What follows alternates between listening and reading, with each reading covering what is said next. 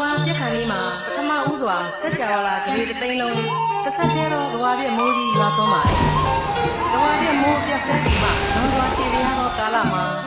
ရေတစ်စက်တစ်ပေါက်မျှမိုးမရွာပဲကုန်လွန်သွားတဲ့အခါဒုတိယနေတစ်စင်းထင်ရှားဖြစ်ပေါ်လာပါတယ်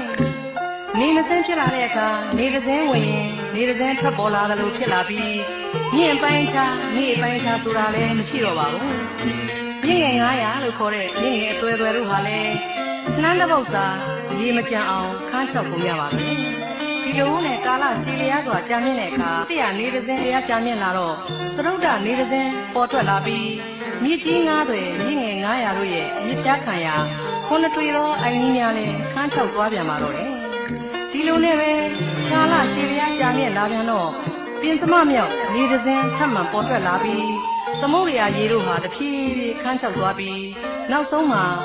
လက်တစ်စစ်စာစိုးယုံမျှတော့လေမကြံရှိတော့အောင်ဖြစ်ခဲ့ရပါတော့တယ်။နောက်ကာလကြာမြင့်ပြန်တော့ဆဋ္ဌမနေတစ်စင်းထွက်ပေါ်လာခြင်းကြောင့်ဂရေတသိန်းသောစကြဝဠာတိုက်တွေဟာတစ်ဆက်တီးအခိုးငွေများတစ်ပြိုင်ပြိုင်နဲ့မဲမှောင်တဲ့အခိုးငွေတွေကြောင့်အဆိုးဓာတ်များကုန်ခန်းသွားပါတော့တယ်။အပူချိန်လွန်ပြင်းထန်မှုကြောင့်မြင့်မိုးတောင်ကြီးဟာလည်းတင်းညွတ်ရင်းရင်လာပါတော့တယ်။အဲ့ဒါလို့နဲ့ကာလရှည်ကြာစွာကုန်လွန်သွားတဲ့အခါတတ္တမမြောက်နေတစ်စင်းထွက်ပေါ်လာပြန်ပြီးစက်ကြဝဠာကလေးတသိန်းဟာ